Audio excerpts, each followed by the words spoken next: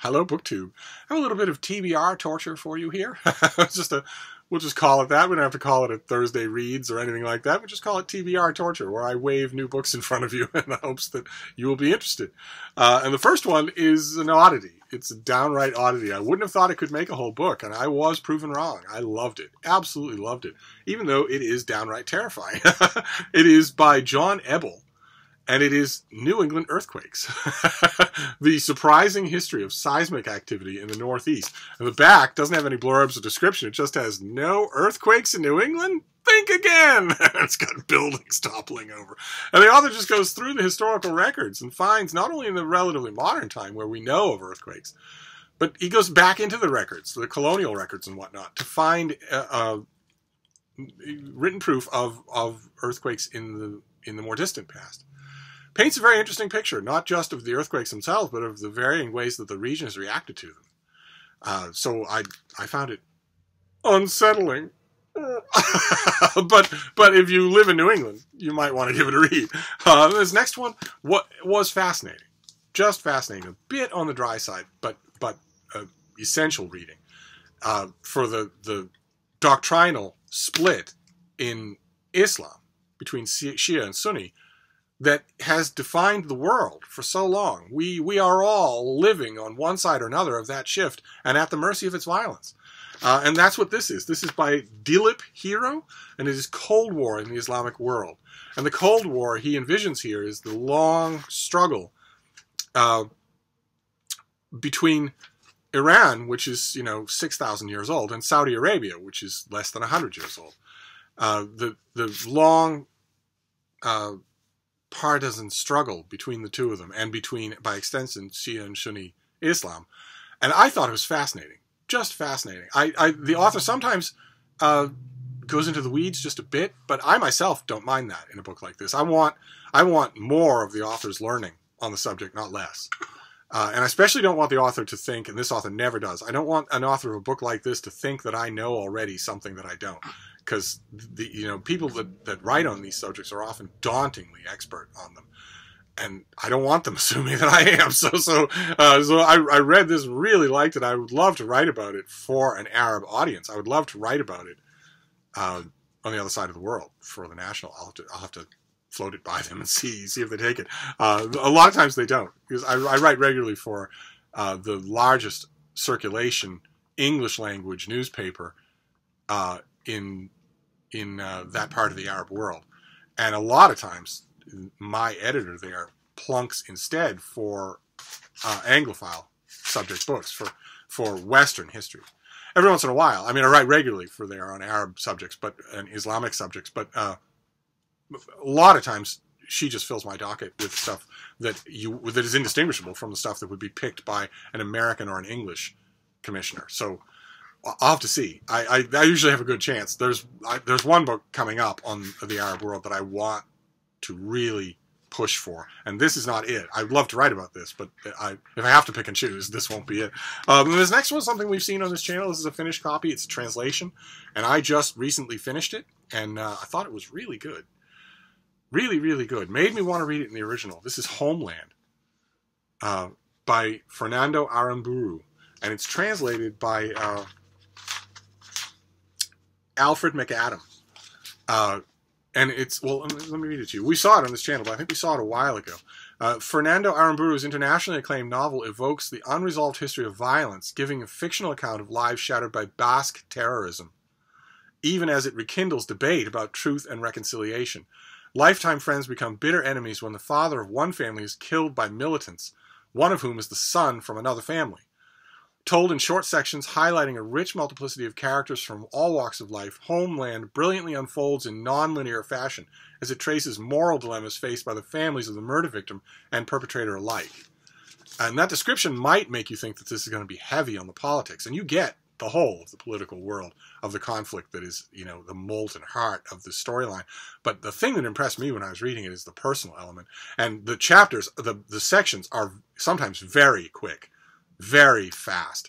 This author, and thankfully the translator, absolutely trusts you to be an adult. There is none of the idiotic, jabbering, habitual recapitulation that happens on every other page of a lot of contemporary fiction where on page 12 you're introduced to somebody, and on page 20 you're told again who they are. There's almost none of that. This is a novel for adults. And the relationships that are in here are incredibly adult. That plot description on the dust jacket makes it sound Montague and Capulet, and it's not. It's much more complex than that. I understand. I wasn't halfway through this thing before I understood why this has had such word of mouth and such acclaim in its non-English language lifetime. This book, it really did. It's a word that's tossed around. I toss around myself, but I really do think that on some levels this is a masterpiece. Certainly as a work in translation, it cannot have been easy to do. So hats off to both the author and the translator. If you're looking for a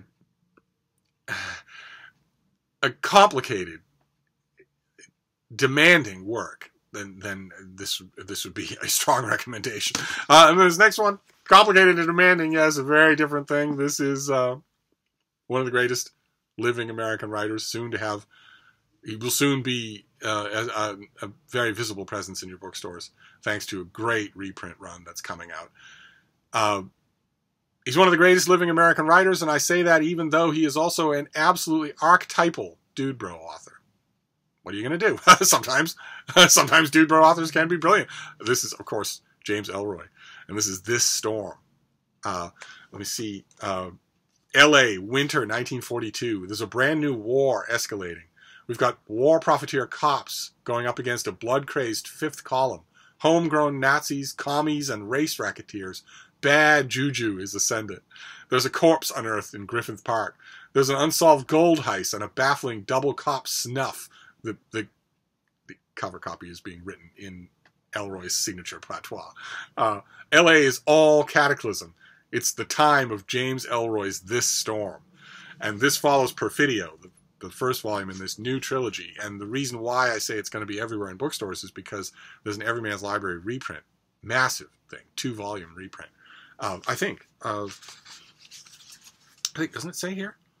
Yeah, concurrent with the publication of This Storm, Everyman's Library will also be releasing brand new editions of Ellroy's fiction backlist, the Underworld USA trilogy in 2 volumes, and the LA Quartet. So that's 3 volumes of all of James Ellroy will be coming out in beautiful, sewn binding, acid-free pages, hardcover omnibus editions. So save your shekels, because that is worth getting. This guy is, I admit, he is an acquired taste when it comes to reading. And, you know, if all of you dude bros out there are perfectly willing to admit that about David Foster Wallace, who doesn't have a thimbleful of talent, and make yourself read him even though he's an acquired taste that gets you nowhere, then I think you can probably adapt your acquired taste to this guy, who's worth your time. but speaking to the non-dude bros out there, the people who are wondering, and maybe saw L.A. Confidential, the great movie adaptation of one of his great novels, and are thinking, you know, I wonder if the novel's any good. I wonder if this author is any good. He is brilliant. He is just incredibly strange. Incredibly strange. I think his narrative strangeness probably reached its height in the novel The Cold 6,000, which is almost 6,000 one-sentence paragraphs. That's almost one of the meanings of the title. If you can get through The Cold 6,000 and love it the way I do, then you will be under this author's spell, and he will be able to do no wrong. I am so glad that he is still writing. I am so glad that he's still coming out with big books. Now, this comes out in June. This comes out in June. Set the date, because it's a major literary event. I am so much... I don't usually say this. I usually don't say this. But I am so hoping that I can review this for a venue other than Open Letters. I'm so hoping that somebody with access to tens of thousands of readers will let me review this. I will pitch it all around. It'll be a little tough to do. There aren't many people in the professional book reviewing world who don't know what I think of the made-up stories. So they might be wondering, why would you want to do that? I want to be on record with this guy, definitely. If I can, I will see. But this was tremendous. Subversive. Horrifying, brutal, icy, but tremendous. So when the time comes, I will remind you. This next one, I think, is out in March. I think this is right around the corner. Yeah, this is right around the corner. This is next Tuesday. And this is by Nicholas Butler. I think we might have seen it on this channel before. It's Little Faith. He did the novel The Hearts of Men. And in this book, husband and wife are in a small town have their daughter come back to them, and they're looking forward to mending fences with her and getting. Well, actually, let me read you here. Lyle and Peg Hovde, now in their golden years, live in a quiet and contented life in rural Wisconsin. After a troubled adolescence and a period of estrangement, their daughter Shiloh has returned home, bringing her 5-year-old son Isaac.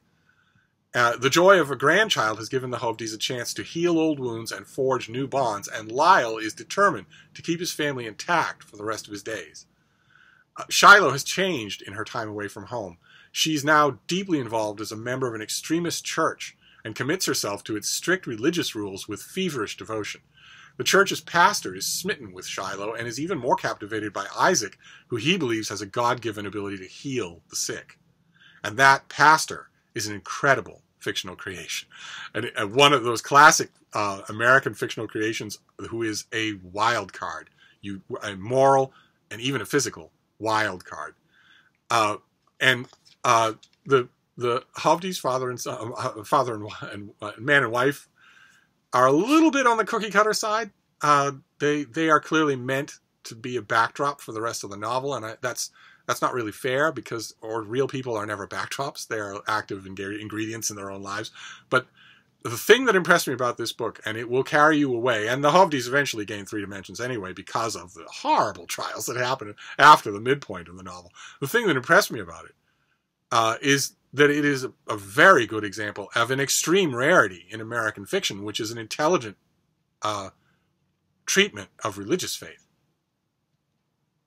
Where do you find that other than maybe Marilynne Robinson? Where are you going to find that now that Flannery O'Connor is dead? Where are you going to find that in American fiction?